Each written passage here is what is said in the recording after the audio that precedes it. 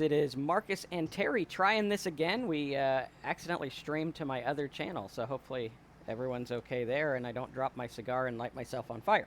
But today, what we're going to do is we are going to talk about alcohol tests, alcohol questionnaires, finding out if you are in fact an alcoholic, finding out what's the difference between alcohol abuse, alcohol misuse, heavy drinking, and finding out what you need to do to get and stay sober, and if you really have a problem. Because a lot of people come to us and they say, Marcus and Terry, I've been drinking for a while. I've been struggling with things for a while. And I don't really think I'm an alcoholic because I don't have 19 pints of vodka a day. So, where do I fit in? And a lot of people are wondering that. And I think a lot of the trouble comes with the fear of, I have to stop drinking for the rest of my life. Or do I have to admit I'm an alcoholic? And a lot of people struggle with, am I an alcoholic? And so we're going to talk about that today. So we are working now. Hopefully those that, we had some people on my other channel that were like, hey, I need this. So we got them over here too. So I think that's a good byproduct of that. So Terry, what are your thoughts on alcoholic tests and things like that? Today we're going to go over the CAGE test, which is a 4-question test. But what are your thoughts? Like, what was it like when you were struggling with alcohol and there was all these tests, all these things, and all of a sudden everyone seems like an expert on our problem, right? It's like, I'm an expert. Yeah. Absolutely. What was that like?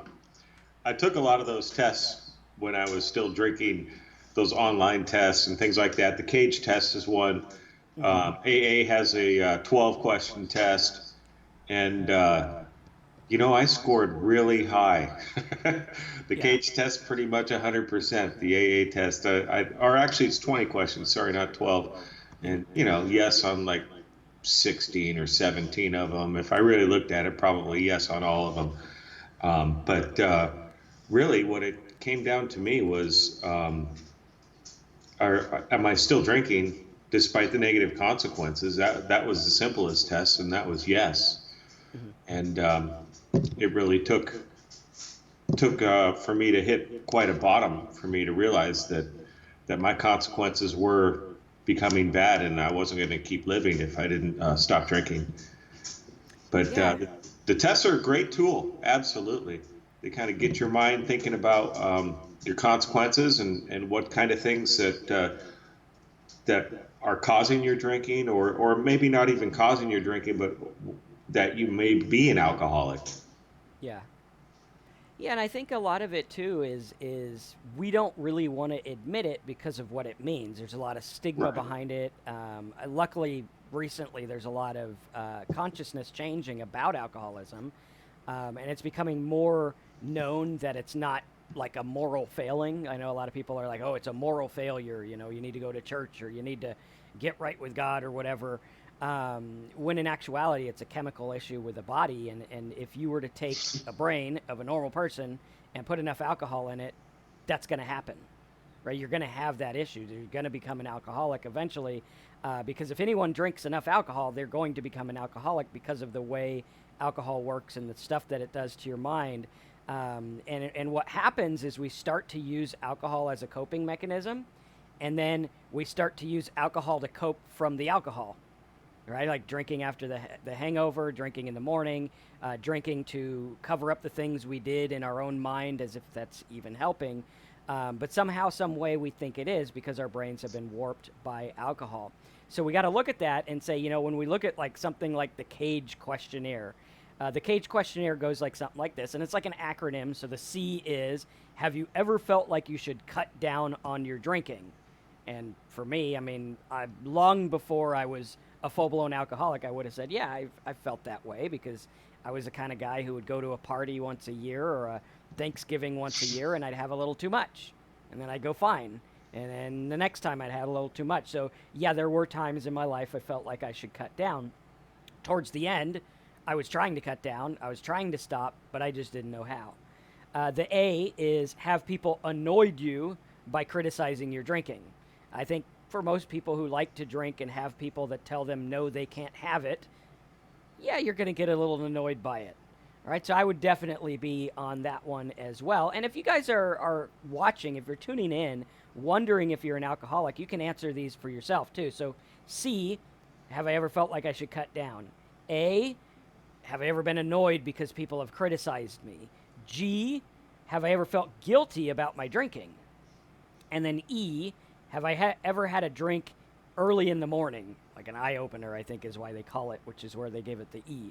And we got to look at that and say, okay, well, I would say that I was like pretty much a 4 out of 4. They say that if you have a 0 or a 1, which is funny because like if you have a total score of 0, how would you be any risk? But it says you might be at risk if you have a 0, right? If you didn't even take the test, you might be at risk. But a 0 to 1 is a low risk of a problem. The 2 to 4 is a high suspicion for alcoholism, and a 4 is virtually diagnostic for alcoholism. Now, when we look at these tests, we got to look at this and say, well, you know, maybe you're the type of person that lives at home and no one bugs you about your drinking, right? Maybe you're that person, or maybe you just never feel guilty about it. You know, there are some people in life that just never feel guilty about anything, and maybe that's them. Have we ever been had a drink first thing in the morning? I know a lot of alcoholics who never had the first drink in the morning. So a lot of times we have to look at this, and what happens is our minds as alcoholics want to find ways to admit to ourselves that we're not alcoholics, right? We want to find the out. Well, you know, yeah, my wife annoys me about everything, so obviously I'm going to be annoyed when she tells me not to drink, so that one's out. Or yeah, I tried to cut down, but now I really don't care about it. I don't care about cutting down because I got it figured out. I just get drunk sometimes and whatever. Or feeling guilty. Well, yeah, you know, sometimes I feel guilty, but it's not that bad. Or morning drink. Well, what difference does it make, morning or night? Doesn't really matter, right? Or whatever we use to try to justify it. But as Terry and I always mention, the definition of an alcoholic is someone who continues to drink even though there's negative consequences in their life.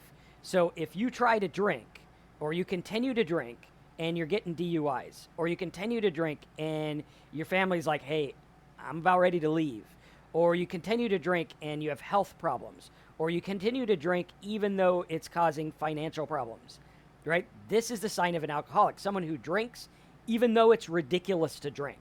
Like if you were to take it and put it in a different perspective, like I got this problem and I slap myself in the face every day, and someone comes to me and they're like, hey, you still slapping yourself?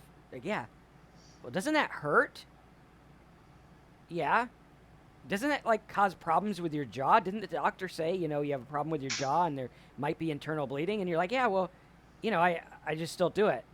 You would look at it and be like, you are crazy. You continue to do this thing even though there's negative consequences in your life. Now, we can look at that and we could say, yeah, this is silly, this is funny. No one slaps themselves except for people that want to get on weird, I have this weird, strange issue TV shows. Maybe there's someone like that. I don't know. But at any rate, we look at it as silly because you're like, I would never do that. Yet you're doing the same thing with alcohol each and every day, fucking up your own life by your own hand through alcohol. Now, the difference is you're chemically manipulated or chemically... what's the word I'm looking for? Just chemically altered. Altered. Yeah, chemically altered so you can't think straight. Right. And so we got to look at that. We got to say, hey, what's the deal here? How do we deal with this? Right? So Terry, what are your thoughts on that? Well, alcohol absolutely completely changed me as far as when I was drinking. Mm-hmm. And it caused the negative consequences, and I didn't feel that they were that bad is really what it was. But on that cage test, mm-hmm. I felt I should cut down, absolutely, and so I would. But then I'd find myself back to where I was or more. But some of the other ones, like did I ever feel guilty? I kind of felt guilty, not really, mm-hmm. because I was able to drink and get away with it for so long, or not get away with it, but it really didn't cause that much of a problem. And you know, the justifying of the things like the morning drink, it was, yeah, that was an absolute, towards the end, absolutely drink in the morning to get rid of the hangover. Yeah. But that was just part of it. people didn't really criticize me for my drinking because I hid it so well. So that was a definite no for me. But, every once in a while, somebody would say, maybe, how much you had to drink today? Things like that.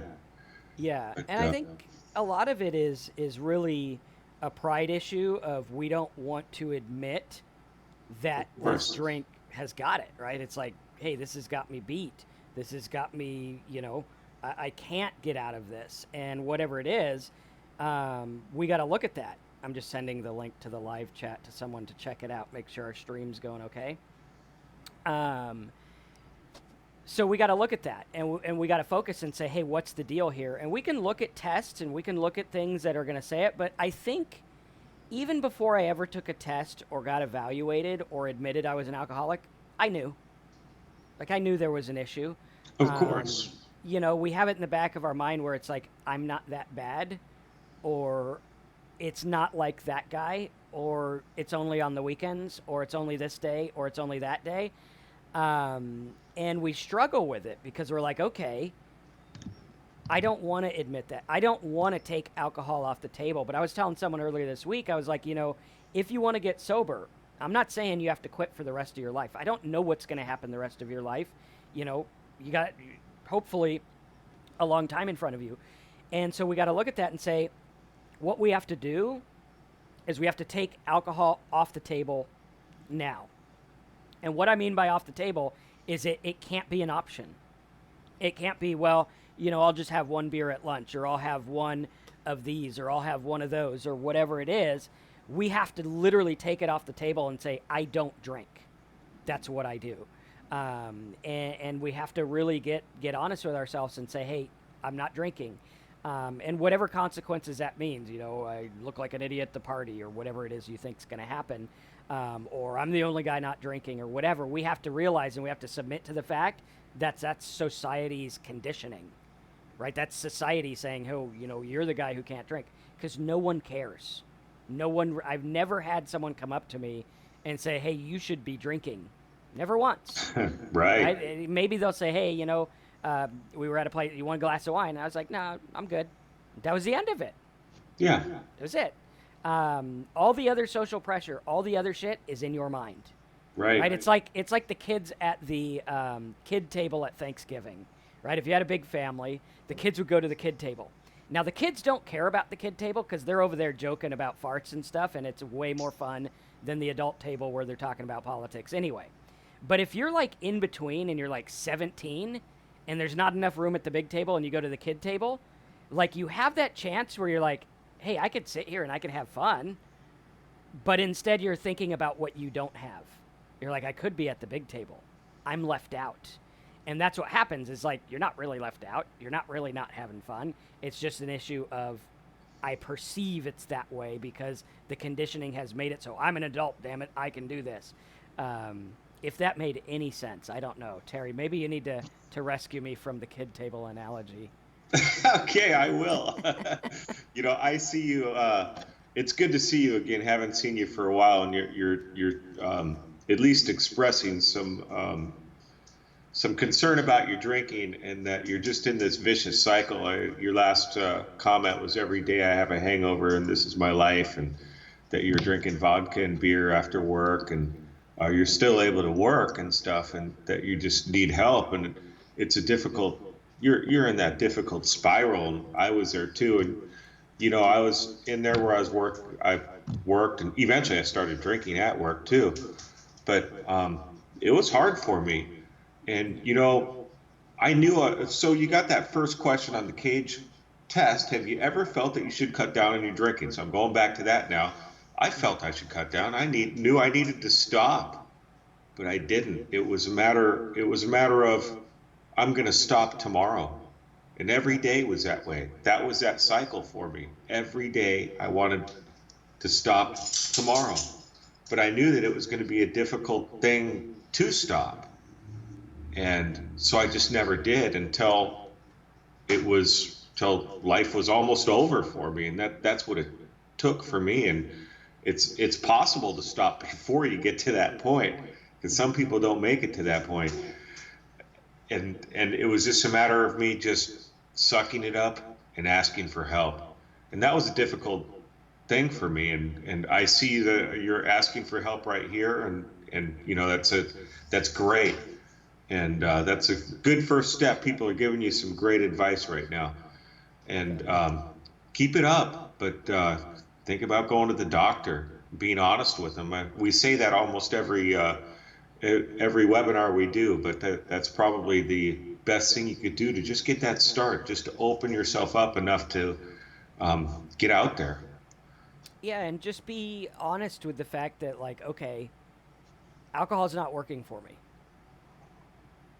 It's not working for you. If you guys are on this show or channel or watching the videos, alcohol's not working for you. You know, and I know what it was like. I actually did a training for my other business when I got out of rehab, and I was like, I wonder if you could have predicted I would have been an alcoholic by my search history. And so I went into my web search history, and I found things like, am I an alcoholic? Am I going crazy? Alcohol and this, alcohol and mental illness, alcohol and depression. And it was like a long list of things. And it was like, dude, this guy was struggling, right? And that's part of the reason we started this channel, because we know it's like that. And we know there's a lot of misinformation out there. And I know that oftentimes it's difficult to quit. But you have to look at it and say, what am I willing to do, and what's the alternative? Right? What's the alternative? The alternative for me was death, losing my family, losing everything I built financially, losing my kids, everything.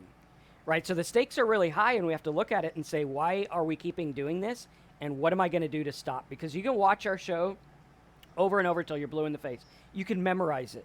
You can write things down. You can do whatever you want. But it's a matter of what you do with the information that's going to keep you sober. Right? When you look at it and you're like, I watch Marcus and Terry and I feel good, but I keep drinking. Okay, you got to look at it and say, what tool am I going to put in place so that I don't drink? What am I going to do so that I don't go and get another vodka or another beer or end up at the bar or whatever it is? What am I going to do? Because actions keep you sober. Knowledge gives you options. When I give you knowledge and I tell you stuff like, hey, you know what? You can't get drunk if you don't take the first drink. That's a good bit of knowledge. It's like, hey, that's pretty good. It's like no shit Sherlock, but it's a good bit of knowledge for people who struggle. So no matter what, if you don't have the first drink, you can't get drunk. Good. And if you don't have any drinks, you won't struggle with your alcoholism. If you don't have any, right? If you're like, alcohol's off the table, I don't drink anymore, you're not going to have an issue. So the question isn't, hey, that's a good bit of knowledge, that's a good bit of advice. It's, what am I going to do to protect myself against the first drink? Because this is what happens. You go out there. Just yesterday, had a big family blow up issue. And naturally, my brain's like, let's go get fucked up. That solves all family issues, right? There you go. We know it doesn't, but that's what my brain says. So now I have to look at it and say, I got all this knowledge. What are the tools I'm going to use so I don't go to the bar? Well, instead, I made like the biggest freaking root beer float you can imagine. I got in bed and I watched a movie with the kids. So I did. And we ended up falling asleep halfway through the movie. And I woke up and I'm like, it's going to blow over. Everything always blows over. And even if it doesn't, going to the bar, drinking's not going to help. So I'm not going to do that. And that's what we got to do, is we got to put those things in place. And in early sobriety, we got to say, what am I going to do when the spouse yells at me? What am I going to do when that person drives by with my ex in the car? What am I going to do when my kids come to me and like, I'm not going to listen to you. You're a fucking drunk. Hey, it could happen. You have teenagers, you know, they say the darndest things. What are we going to do when these things happen? Our normal reaction is to go to ego. Ego. Oh, he doesn't deserve her. Oh, yeah, you can have my trash. Oh, hey, you know what? You better not say that or I'll slap you silly. When in actuality, we could take a step back. We can get out of our ego and say, well, yeah, I was an alcoholic, and I'm sorry for that. Hey, what was my part in this family unraveling? What was my part in this dispute? What was my part in this?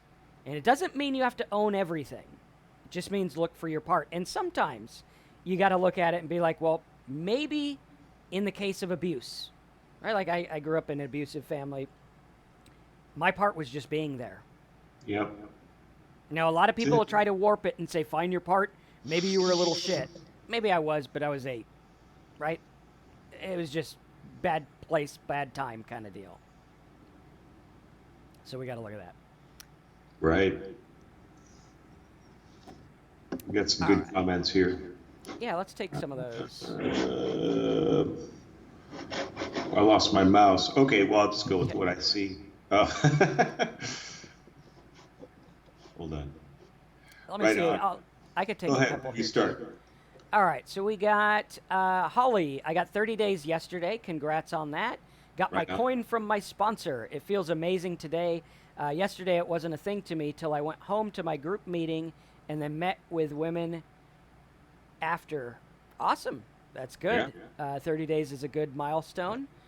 Let's see. Terry, okay, I think you got ICUs. Requiem, 16 months sober, awesome. I try to come by here to hear you guys when I can, and I thank you for all these live chats. Saw a video on YouTube about the DTs, and I'm wondering if I had them. Well, if you're wondering if you had them, you probably didn't, or it doesn't matter. Because if you're 16 months sober, I would focus on the next 16 months, Yep. not what happened 18 months ago. Right. So yeah.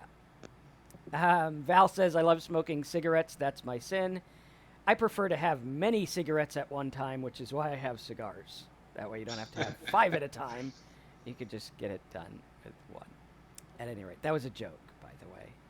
Okay, keep up the great work. Good, thank you for that. Let's see. Christine, no such thing as cutting down. It's all or nothing for me. What is it with alcohol that seems to defy common sense when we know it has nothing but negative results? I agree. I know in my life, it's all or nothing. I'd Yep. like to entertain the fact that one day, when the brewery comes out with a brand called Marcus Campbell, I'd be able to try it because they're getting pretty specific. They might come out with the Marcus Campbell brew, but until that happens, or not even until, I just look at it as off the table. And one of the things I tell myself is, have I not drank as much as the next 50 adults? Like, I'm going to be 40 years old this year, and I've had more alcohol than most people have consumed in many lifetimes. Right. So I think I'm good. So next time when I'm like, well, maybe I need to have, I miss it or whatever, it's like, nah, I'm okay. And you'll find as time goes by in sobriety, it's no longer I can't drink, but it's I don't want to drink. And I'm at a place now where I don't really want to drink. It's too much hassle. I know the negative consequences, and I don't want to risk what could happen if. Like, oh, what if I'm fine with the first drink? Yeah, but what if I'm not? What if I'm not? What if I call Terry 3 weeks later saying, I tried playing with one drink and, buddy, it didn't work? Right. That would suck. And that's, like, why would you play with fire if you don't want to get burned? You know? Exactly. All right. And Christine, you're the second half of what you said. What is it with alcohol that seems to defy common sense when we know it has nothing but negative results? And that's the great mystery that people are trying to figure out. And they're hoping that if they can figure out that part of it, then they can develop some sort of a pill that's going to stop alcoholism, or something simple like that. And that's why so many people relapse. But what we do know is that just that one little drink starts that obsession of the mind, and then you keep drinking and you get that compulsion of the body, and then they both work together, and it's something that we just can't overcome. So that's why we have to stay away from that first drink. I would also say there's a famous line that is in all the memes that are funny on the internet, well, a lot of them, and it's the meme of hold my beer, right? It's the old joke of the guy in the cutoff shorts in the middle of America diving into 1 inch of water saying, hey, hold my beer real quick, watch what I do. And the reason I bring that up is because alcohol defies common sense because it removes it. Right? There are things that you would never do, but when you drink, all bets are off. So what's happening here is alcohol is making the decision. And when you get sober from alcohol, and you're like, hey, I've been sober for 3 days, buddy. Why am I still feeling this way? Why am I still obsessing? Because you've been putting this alcohol in your brain for the last however many years, and you've been living on this certain common sense that it provides. You've been living under the delusion it provides, and it's going to take some time to get out of that. It's going to take some time to heal. It's going to take some time to repair the thought processes that go through. It's kind of like if you grow up in an abused home. Kids that grow up in an abused home, and this is why they call it child abuse, and because it causes abuse long term. People that grow up in a child abuse home, let's say there's a family member who comes and you don't know if that family member is going to be happy or sad, beat you, or hug you. You don't know. And every day you're there, little 8-year-old version of you, and you're like, oh shit, here they come. Should I be scared? Should I be happy? Should I put my hands out for a hug? Or should I cower in fear? And what happens is over time, because this happens repetitively, your brain starts to cower or respond to certain stimuli. It's like there was a test done years ago with rats rabbits, rats, something like that. They're mean to animals, but we learn a lot, so who knows? That's a different topic for a different channel. But at any rate, they would go through and they'd take these little animals and they'd be like, bing, boom, bomb, and they'd play these noises and they'd give them food. And then they'd put like a little piano in front of them, and the rats would go and replicate the sound, hoping to get food, and they'd give them food. And what would happen is they'd find out that the food was just totally random, right? It had nothing to do with the notes. It had nothing to do with what the rats did. It had nothing to do with anything. And it was a lot like in the old days. You know, you'd have the rain would come down and rain the crops, and then there'd be a dry spell. And they'd get together and be like, I think if the medicine man hops on one foot long enough, it'll rain again. Right? And what's happening is these things are random, but our brain puts them together and tries to find patterns. And so that little abused kid, or the rats in the cages, or the guy with the rain dance is trying to put together patterns for what's going on in life. And we're trying to put together, okay, when this guy looks this way, it means I'm going to get hit. Or when they look this way, it means I'm going to get a hug. And so what happens is we go through life and we make protections. And we make these protections that try to protect us from outside hurts. And along the way, we find out that these are maladaptive. These are not practices that are helpful. The rain dance didn't do a damn thing for the rain. They just thought it was. The notes on the keyboard didn't feed the rats, even though they thought it did. Me protecting myself wasn't really protecting myself because it made the rest of my life miserable, even though I thought it did. You drinking alcohol to fix your problems isn't helping, even though you think it is. Even though you think it's making you feel better, it's really not.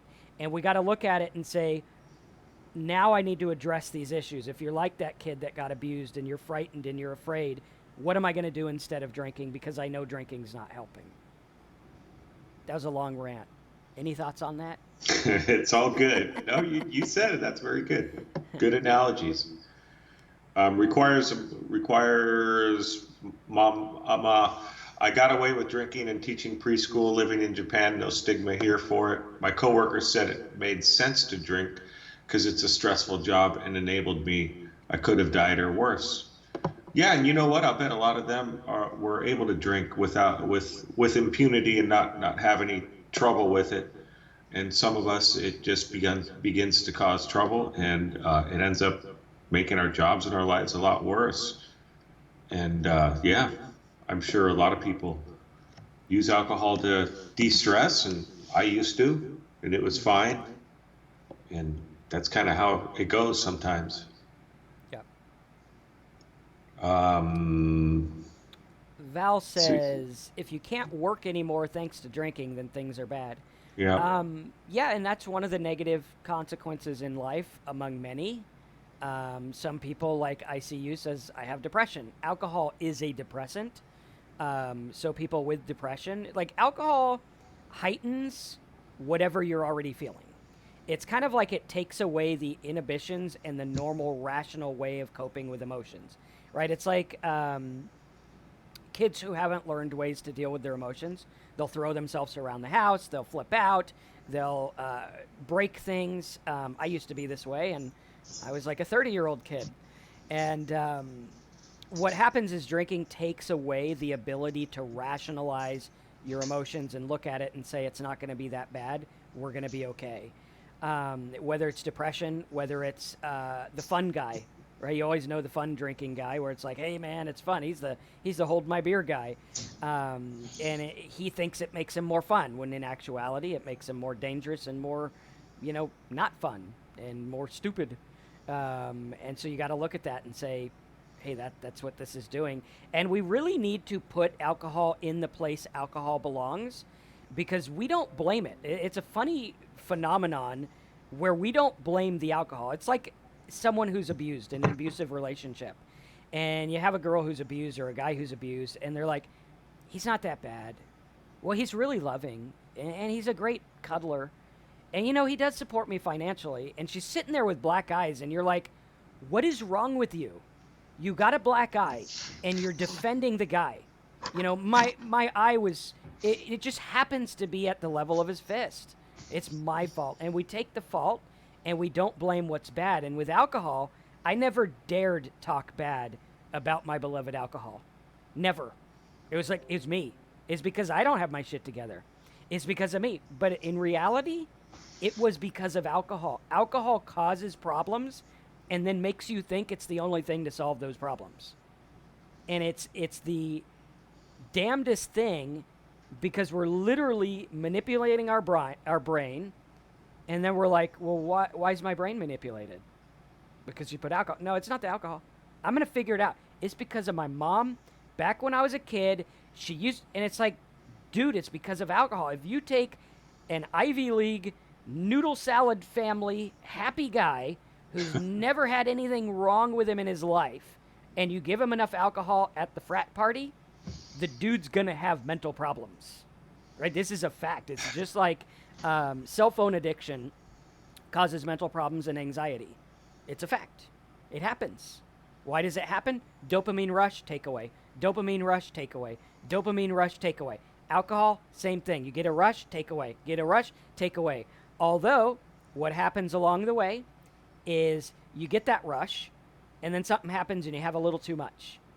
And you wake up the next day and you're like, shit, I feel like shit. I'm guilty. My thoughts are racing. My heart's pounding. I'm sweating. I know the best solution is more alcohol. That's the best thing in the world. Not drinking water, sweating it out, and quitting. The best solution is more alcohol, because it's instant. Now, instead of trying to feel better, now I'm just numb to it. And who gives a shit until the next day, and the cycle happens over and over, and slowly but surely your brain is changing. Now, luckily, the brain's plastic, and it will change back, but your brain's changing. And I was telling someone earlier this week, the brain that got you drunk isn't the brain that's going to get you sober. You need outside thoughts. This is why rehab works for some people. This is why going to meetings works for some people.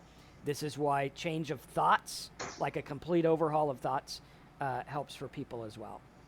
Right. Absolutely. But you got to figure out what works for you.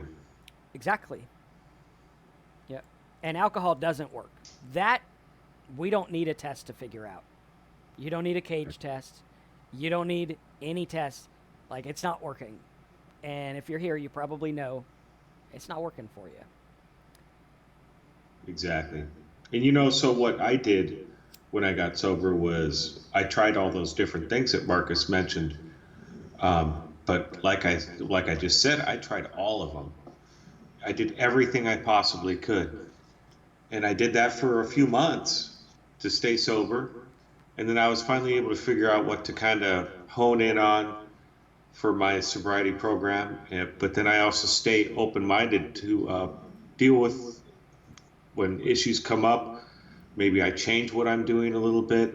And I still do that today. I just try to stay open-minded. Am I starting to get that anxiety back, or starting to, not like people in general, or things like that?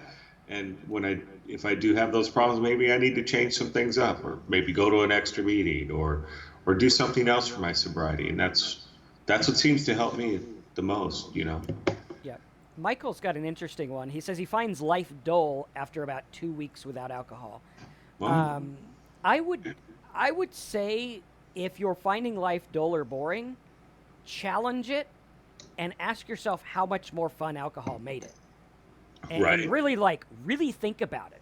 Because I don't want you to just be like alcohol at the party, I could talk to the girl. That's what we normally go to, which by the way, that's because of TV, not alcohol. TV told you that alcohol makes you more fun. That's it. Like, you're not that much more fun. And I want you to really think about it to the logical conclusion. Like, when you lose your keys, you lose your phone, you hop in a cab with a random guy going to a random place. I actually did that one time, and I was like, oh, I guess we share cabs here. And he was like, what the fuck's the matter with you? And then it was really awkward. But at any rate, um, you know, all these things, think about it. Like, maybe throwing up in the morning and feeling like crap is exciting. Maybe getting DUIs is more exciting than sitting at home. Um, Maybe mental illness and causing problems is more fun.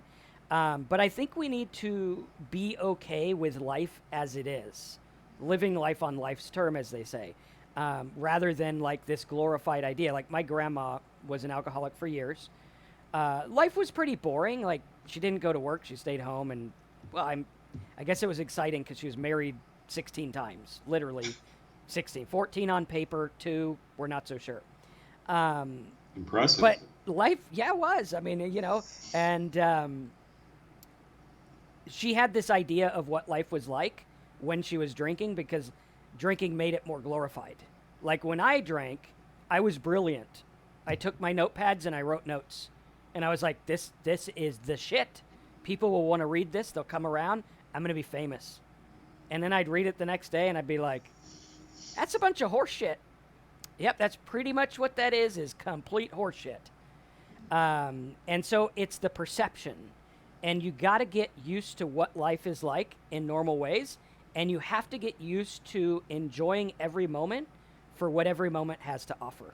Exactly. Any I thoughts find on that? I find that in be making sure that I have a lot of gratitude and think about what I'm grateful for. I first got sober that first 2 weeks. After 2 weeks, I still wasn't able to do a whole lot. I was just physically ill, but I was never bored. Mm-hmm. Still, I'm never bored. I have plenty to do, and I love life being sober. And what I was afraid of was, that 2 weeks without alcohol, life's just going to be so boring. And really, what I may have missed was the fun times at the parties, not the drinking itself. Well, I can still go to parties now. Most of the parties I go to don't have alcohol, and there's still plenty fun. I can go to concerts. I've been to a few concerts since sobriety, and And you remember them.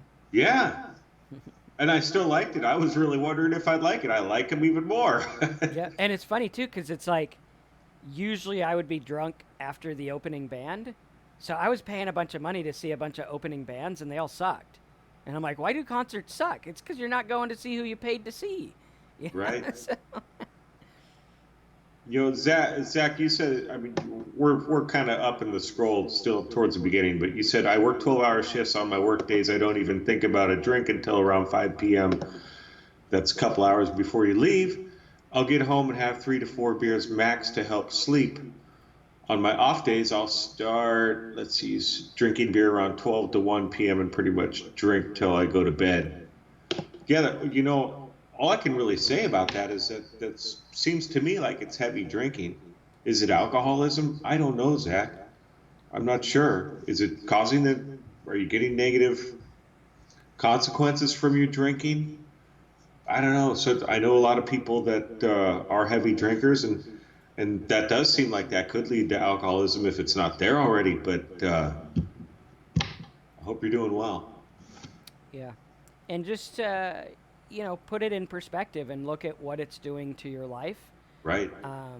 And I think everyone, if you really look at it, the bad outweighs the good, but we don't have a better way. Sobriety isn't about some magical thing. It's about finding a better way, right now, your solution to coping with life is alcohol. You don't know a better way. You weren't taught a better way. Unfortunately, I always joke about the fact that I always missed the life class in school. They never had one. There was no class that was like, here's what to deal with life. Here's what happens when you're sad. Here's how to manage your mind. Right? My mind didn't come with an owner's manual. I used to think it was the Bible, and that made me even more crazy. But to each his own. There's a lot of good stuff in it. I'm not knocking it or anything, but interesting. But it didn't come with a user's manual. It didn't come with an owner's manual. It didn't come with a here's what to do, when and why and how. And we had to learn it on our own, and we had to look at ways to cope. We had to say what we're going to do. On top of it, we have society saying, don't cry. If you cry, you might have whatever disorder. Take this pill. If you're sad, you might have this disorder. Go take that. If you're happy too much, you might, and everything has a marketing pitch attached to it, and we have to look at it and say, well, as they say in like Zen koans, when sad, be sad. When happy, be sad, be happy. When laughing, be laughing. Be where you are because your feelings aren't going to kill you. Alcohol probably will. Yeah. The feelings won't. Way more people die of alcohol than die of feelings. And we got to look at that. We got to say, my feelings are going to be okay. It's going to be all right.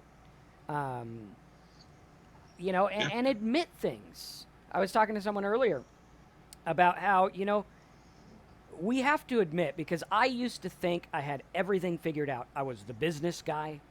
I knew about the mind. I knew about all these things, yet I was a freaking drunk and couldn't manage my life. But I was brilliant, right? And along the way in sobriety, I had to look at it and say, you know what? We're all pretty much just winging it. Like, I don't know. I might be smart in business, but I'm really just winging it. I don't know. With sobriety, I mean, I'd like to say I'm an expert and should write the book. I'm just winging it. This worked today, and maybe it won't work tomorrow. Maybe I'll need a new thing tomorrow. But, so far the stuff that we're teaching you here has worked for like 5 years, and some other people have had it work for a lot longer. And I found that it changes the way your mindset works. And now that my life philosophy, like the bottom of everything you believe about life, what is it? It used to be, get ahead, I got to work, don't let anyone know that you're scared, don't let anyone know that you really don't know what you're doing, and be a man. And now it's like, you know what? I don't know every damn thing.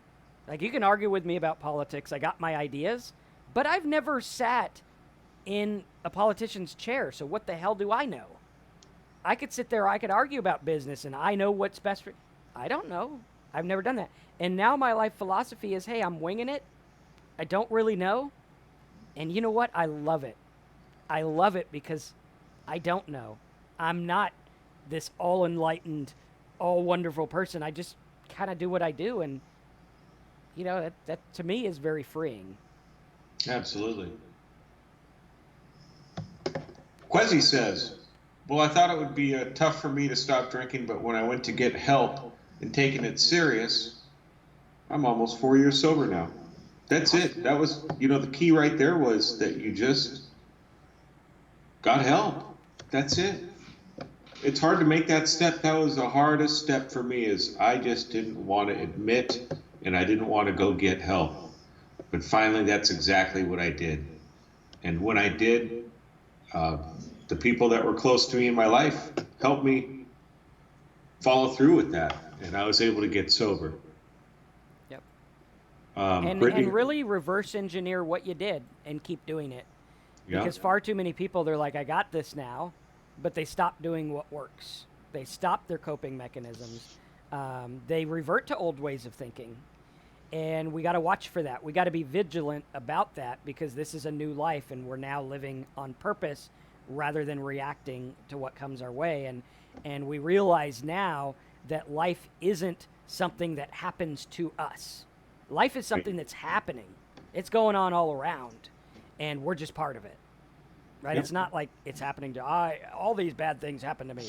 No, bad things happen to lots of people, and so do good things. And we don't know who is it to say whether it's good or bad or happy or sad? It just is. So yeah. Right. Brittany, good to see you again. Good to see Brittany. Y'all need to find things to do. What are you passionate about? What are you good at? It's so scary to stop, but it's so worth it. Absolutely. And I agree with you completely, Brittany. And that's what I did, and that's how I stayed or kept from getting bored when I got sober. Is I figured out what I'm passionate about. I love Yeah. cycling. I love hiking. Love walking my dogs, and that's what I did.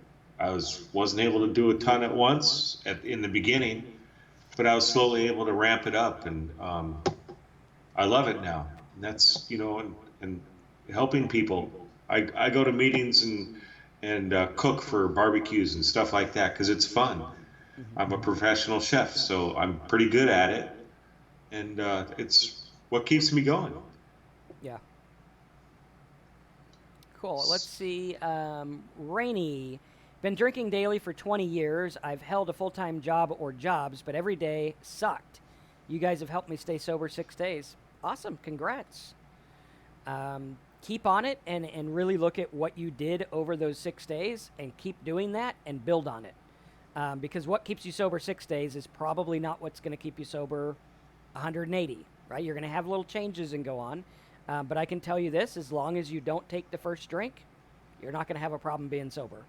Right. And that's the one that, this is why they call it in recovery the fuck it's, right? The fuck it's are when everything gets really bad and you say, fuck it, I'm going to go drink, right? Hence the term, really applicably named term. But what we need to do is say, well, I'm going to say, fuck the fuck it's, and I'm not going to drink. Because there's nothing that drinking won't make worse. Guaranteed. You Yep. know what happens when you drink on top of a bad situation. It makes it way worse. You go out and do stupid shit. You call the wrong people.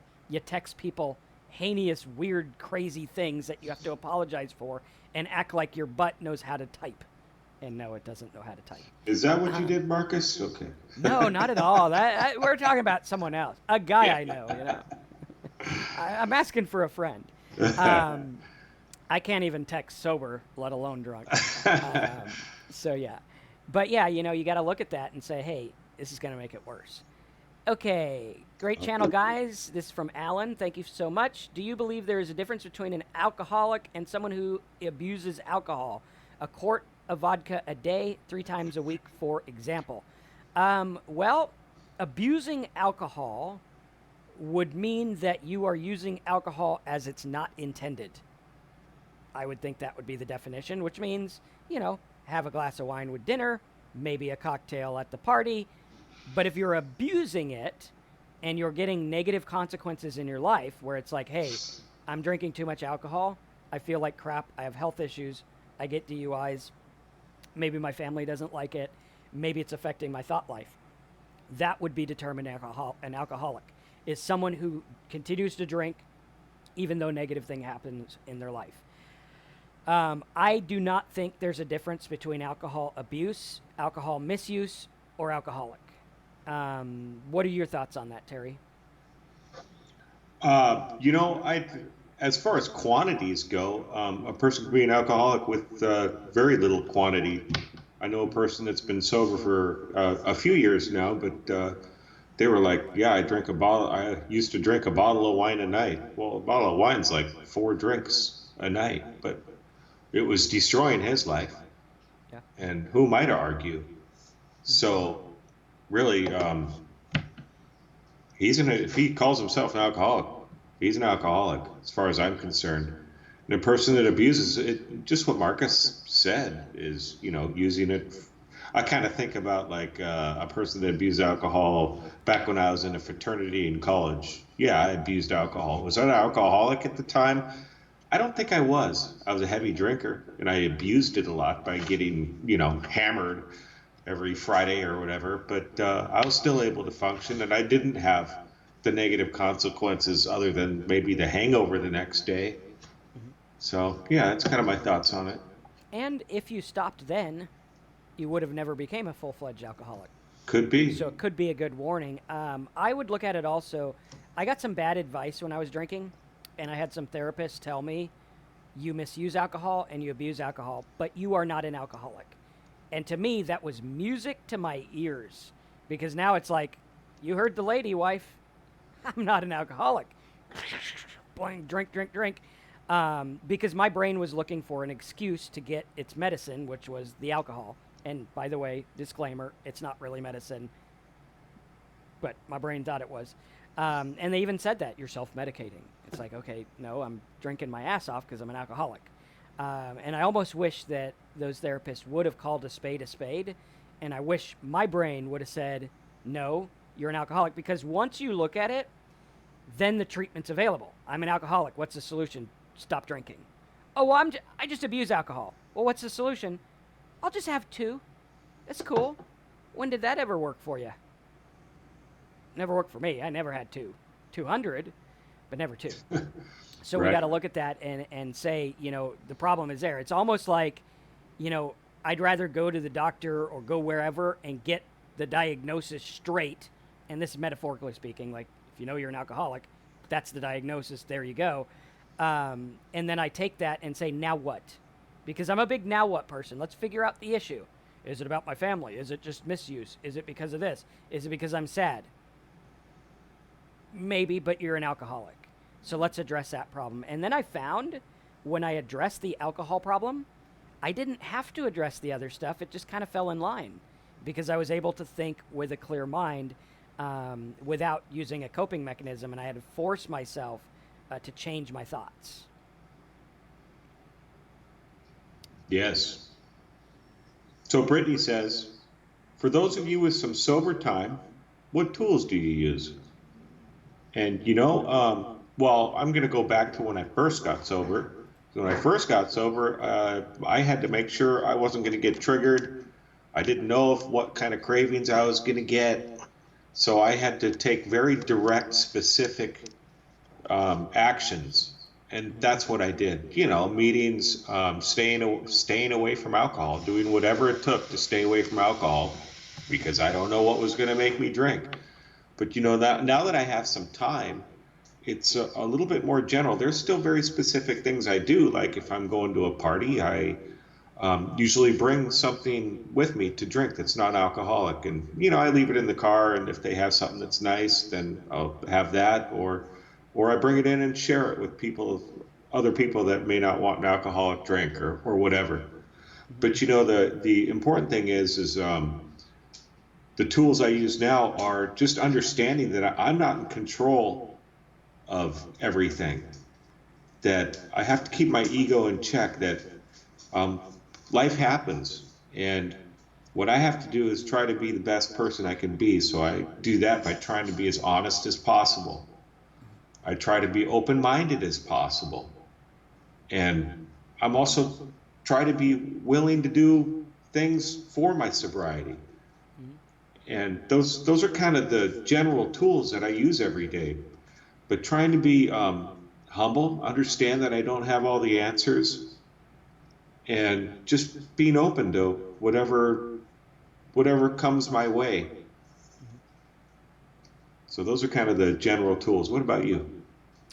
Yeah, my tools are, 1, alcohol off the table.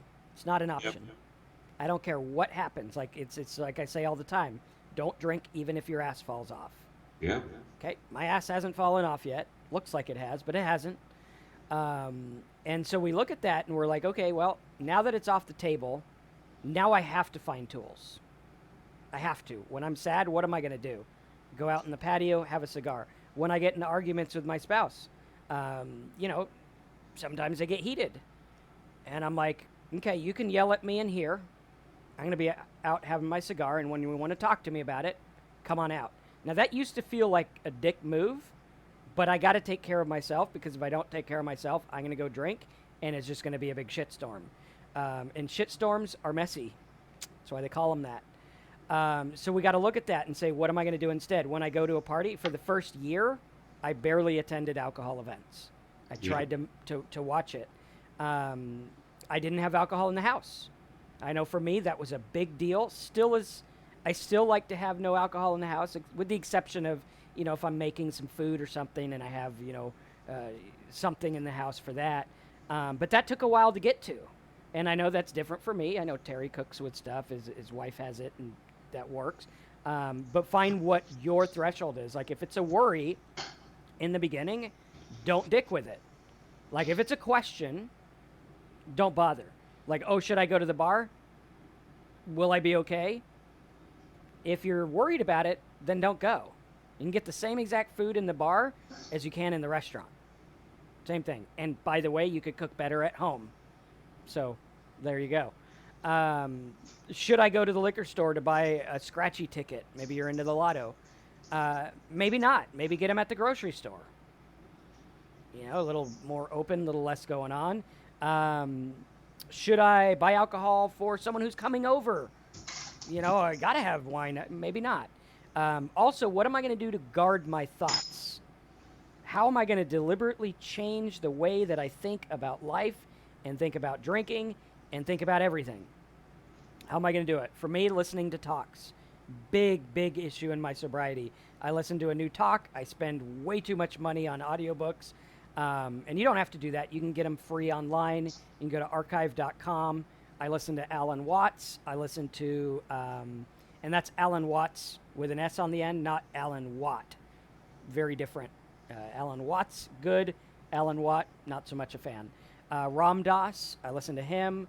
There's a Jesuit priest guy I listen to too, but he's not like religious. I forget, Anthony DeMello or something like that. His stuff's good. And I really look at like putting new stuff in my brain because you know what? Let's face it, the old stuff didn't work. The old stuff got me drunk. So I had to really focus on that. Yep. Had to change your mind. Change your mindset. Well, ICU also wrote, I try to quit, but depression and anxiety. And I guess my challenge is, but depression and anxiety. Well, I get depression and anxiety too. And, Brittany mentioned right after that, alcohol is the cause of your depression and anxiety. That's the problem. And it certainly, even if it's not quite the cause, it certainly exemplifies it. Absolutely. And when you first stop drinking, that depression and anxiety is likely to get a lot worse. But eventually it's going to get better, especially if you start to develop some good sobriety tools. It's just, for me, I was happy pretty close to right when I got sober, and I was just going through the roof. It was great. But sometimes I know Marcus talks about how his anxiety kind of went through the roof right when he first got sober. Oh yeah, off the charts. Yeah. And I had to learn ways to cope without alcohol because I knew alcohol made it way worse. So you got to look at that. Naomi's back. We haven't seen Naomi in a little bit. She says she's 476 days sober. I remember when she was on like day 7 or something like that. And she said she's helping others by telling her story. Well, Naomi, if you want to contact us, if you want to share your story on one of our live shows, we'd love to have you. That'd be great. That's great, Naomi. Good job. Let's see here. Well, ICU says, I love you guys. I hope you're the best. Stay sober, please, every day. I regret I drink vodka and beer every day. This is my life. Listen to Marcus and Terry. I'm drunk right now. Right on, ICU. You can get sober. You can do it. All right. Javon says 241 days sober today. Awesome. You guys have inspired me a lot. I want to listen to your talk. You guys have been motivation. Awesome. And we can be one of your tools. This channel could be one of your tools. If you're sitting, I remember one time I was sitting outside the pizza restaurant when I had a big fight with the spouse, and I was thinking about going in and drinking. And if I had one of the talks like we have here, that'd be a good thing to listen to. Probably stop you from drinking, at least for then. And sometimes you just need to delay the world for 15 minutes. Sometimes that's enough. Absolutely. Did we get Michael's about mundane life? Go ahead. I hate hangovers, hate spending the money, hate the arguments, but alcohol still feels like the only thing that gives me a break from the mundane life.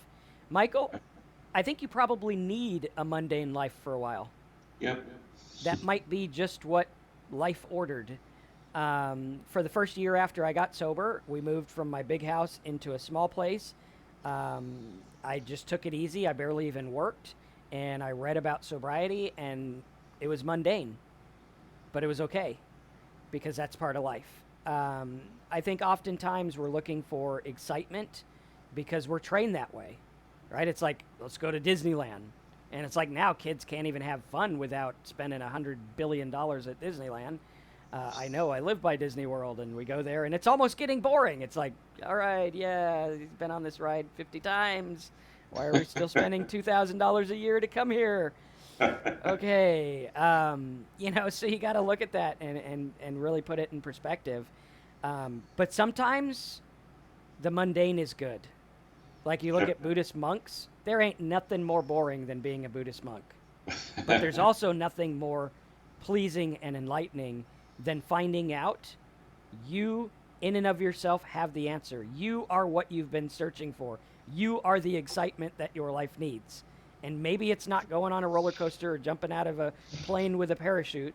Maybe it's sitting out there in the backyard with a cigar or without one, without a drink for sure, and just sitting there and being okay and enjoying your own company. Yep. When I was drinking, I was always looking for more. And more of what? I don't know what I was looking for, but there was always something missing. And since very early in sobriety, I'm not looking for more. I'm happy with what I have. Yeah. And that's just part of sobriety. Didn't happen right away. I thought I wanted more, but now it's okay. It doesn't mean I don't have ambitions and things I want out of life, but I'm able to be here right now and be satisfied with what I have. And that's huge. That is such freedom. It's amazing. ICU brings up an interesting thing that's very, very big in alcoholism is he can't sleep. Yeah. Sleeping's big because an alcoholic never really sleeps. They never get the full sleep because they're kind of in and out. I know for me, my pattern was like go to bed, pass out really at like 8, wake up at 10, have a drink, pass out again, wake up at 2 or 3 in the morning, have a drink, pass out again, wake up at like 4:30 in the morning, looking like shit, feeling even more like shit. And I was like, okay, well, I might as well face the day because I'm awake. So I never really slept. And when I got sober, I had to reverse that pattern. And I found that I was awake all the time. And I rolled with it. I'm like, okay, I'm going to be up till 3 a.m. I might as well learn some shit. And so I listened to audiobooks. I read some things. I really focused on other things. And eventually I fell asleep. And I was okay. Sometimes still to this day, if I have too much caffeine or whatever, I'll be up at night. Or maybe I'm just excited about something and I'll be up at night. And I'll just lay there and be like, well, I'm resting. I'm okay. I'll fall asleep eventually. And I always do. You don't have to freak out. You're not going to be up for 90 million months. You'll be okay. Just relax. Turn the TV off. Turn the lights off. Be okay with it. And stop drinking. Because all bets are off on anything we're saying if you keep drinking. Right. It's not going to work. All right. Any others standing out to you? Well, Carolyn says, hi, I watch your show on behalf of my friend who drinks vodka every day, never wakes with a hangover, and functions very well. Is she still an alcoholic? I don't know. That's the short answer, Carolyn. People can drink every day. Lots of people can. Mm-hmm. And many people do, and they're not alcoholics.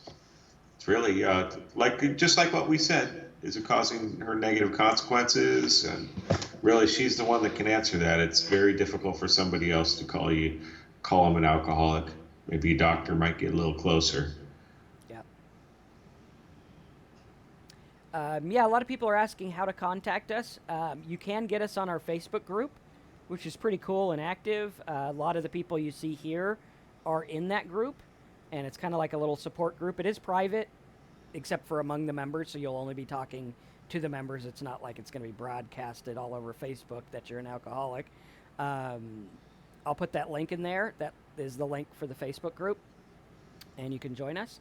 Also, you can support the show by going to talksober.com, clicking the support the show.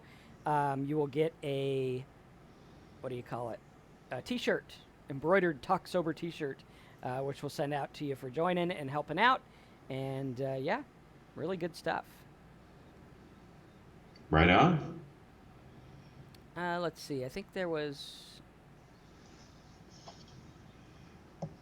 Yeah, I think we're good. Any other last minute pressing questions?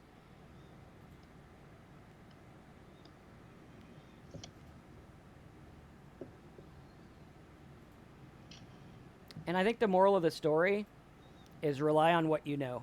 If you think you're an alcoholic, you probably are. If alcohol is causing negative consequences in your life and you can't stop drinking even though that's happening, probably an alcoholic. And even if you're technically not one and you just want to cut down or stop or whatever, you can stop. Then stop. Yeah. And get some help. It's okay to get help. And it doesn't matter if somebody labels you, you label you. The labels mean nothing. It's really all about what you want. Yeah. All right. Cool deal.